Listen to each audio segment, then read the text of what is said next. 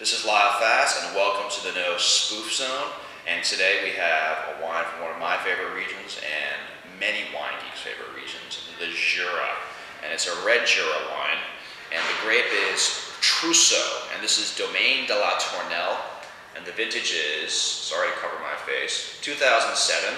Trousseau Des Corvees is the name of the cuvée, and Trousseau and Poulsard are two grapes, this is a Trousseau, that are unique to the Jura. They're kind of, I call them kind of like mutant Pinot Noir is the best way. They're not related to Pinot Noir, but they remind me of like a mutated version of Pinot Noir, I guess you could say. They're very aromatic, they're very light, they're very funky. They soak up and suck out the earth that they're grown in like no other grape. I love Trousseau. I've never had Domaine de la Tournelles either, so I'm very excited. 07 is a wonderful vintage for the Jura. Fresh, easygoing. Look at that. Hopefully we can get a little bit of zoom of this. This is the color of Trousseau. You know, it kind of has this pale red color, but there's a deep lurking intensity to it. Really love the color. And I love the nose. Oh my goodness, that is classic Trousseau. There's funk, and what I mean by funk is a kind of horsey barnyard character to it. But there's also beautiful mint and menthol, something I'm getting out of it. Your mileage may vary, as they say. And a good minerality to it. I think the minerality is a little closed right now. It can be a little more expressive with aeration or bottle age, but still, beautiful, gorgeous minerality. Just a wonderful nose. You got that mint, you got that minerality, you got that horsiness, you've got that fruit. I mean, beautiful, four things blended well together.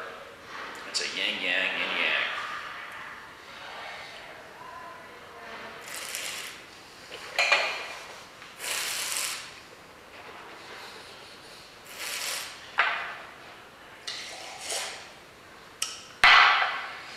Wow, 2 for 2 with Tournelle here. That's a beautiful wine too. But very, very different than any Trousseau I've had before. It's very clean.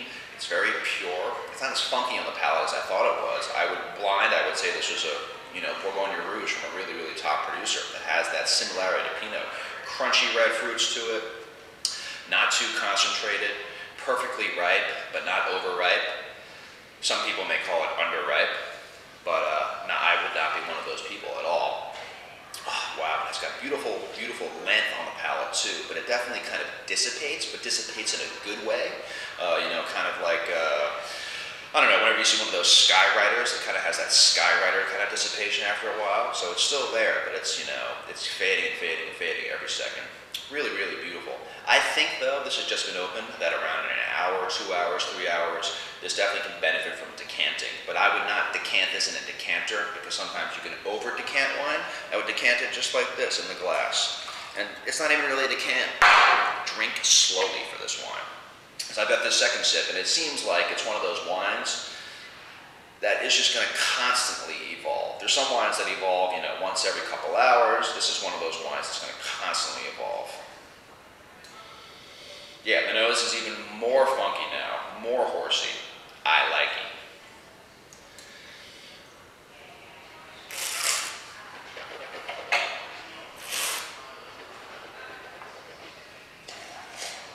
As I was sipping there, I was thinking of one other thing. This has beautiful acidity to it, and the fruit has this woodland berry character kind of to it.